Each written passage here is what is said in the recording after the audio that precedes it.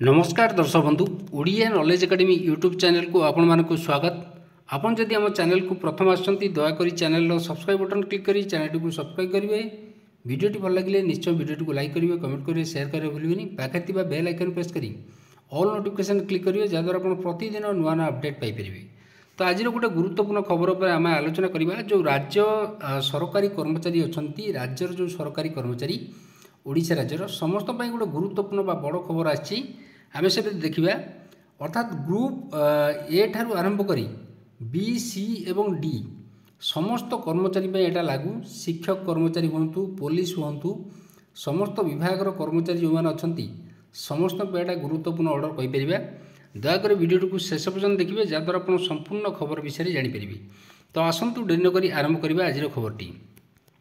तो ये आप देखुए government of Odisha law department जो आईन विभाग तरफ गोटे गुरुत्वपूर्ण ऑर्डर आसी जो थी कि ओडिशा सरकारी कर्मचारी जो मैंने अच्छा से 19 फेब्रुआरी 2025 गोटे गुरुत्वपूर्ण ऑर्डर 3002 चिठी नंबर ये आप देखते पड़ी। एवं सरकारी जो कर्मचारी अच्छा निहाती यहाँ गोटे गुरुत्वपूर्ण खबर। श्री दशमत मारांडी जी अच्छा OSS joint secretary to government पाखु आसी क्या पाखु आसी Shri Sanjay Kumar Das OSS under secretary to government law department पाखु दी जाइए जो थे कि सब्जेक्ट अच्छी permission to purchase movable property. ताले परमिशन जो सब्जेक्ट अच्छी परमिशन टू परचेज जो मुवेबल प्रॉपर्टी अच्छी से विषय गोटे गुरुत्वपूर्ण ऑर्डर अच्छी। ये लिखाई देखूँ I am directed to invite a reference to your application date जोटा कि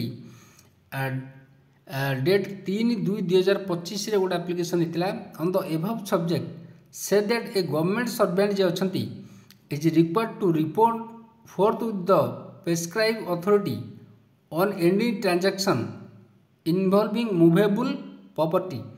मूवेबल प्रॉपर्टी हो अनमूवेबल प्रॉपर्टी हो जड़े सरकारी कर्मचारी जे अच्छा से गुरुत्वपूर्ण कहीं सरकारी कर्मचारी जो गोटे मूवेबल अस्थावर संपत्ति हो स्थावर संपत्ति हो से कार बाइक जमीबाड़ी जेकोसी जिनस किणवे से शिक्षक कर्मचारी हूँ जी हूँ समस्त यहाँ गुरुत्वपूर्ण जिते सी गोटे जिनस किणवा जी property worth more than 2 month basic pay ताहले डीए को छाड़ी अर्थात आपण को डीए जो मिलूँ डीए को छाड़ी आपणकर 2 मासर बेसिक पे जो थी अर्थात आपड़ जदि मनकर जड़े कर्मचारी 50,000 टंका दरमा पाँच सपोज 40,000 टंका दरमा पाँच मासक बेसिक पे 40,000 तो 2 मास मान 80,000 टंका अर्थात 80,000 टंका जो दरमा 2 मासर 80,000 टंका हम।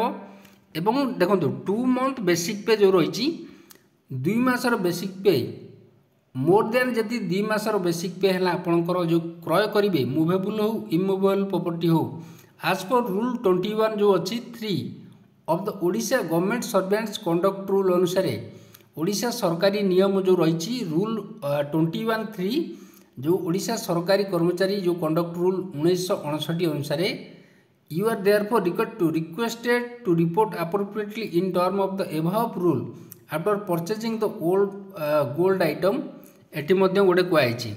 अर्थात ओडिशा सरकारी कर्मचारी जिते जड़े गोटे जिनस किणवे से अनुसार कौन कर 2 मासर बेसिक पे रु जदि अधिक से जिनसटर दाम है ताहले जो अथॉरिटी प्रेस्क्राइब हायर अथॉरिटी जो मैंने अच्छा से परमिशन नवा पड़ो नले परवर्ती पर्यायर आपड़ जानते अनेक समय विभिन्न प्रकार डिसअपॉर्चुनेट बा डीए केस जो होची जो आपण फसी जाई पारंती एवं आपण को से समय कौन प्रकार प्रमाण देखी पारे कि सरकार गोटे परमिशन नहीं कि जिनस किणी बोली।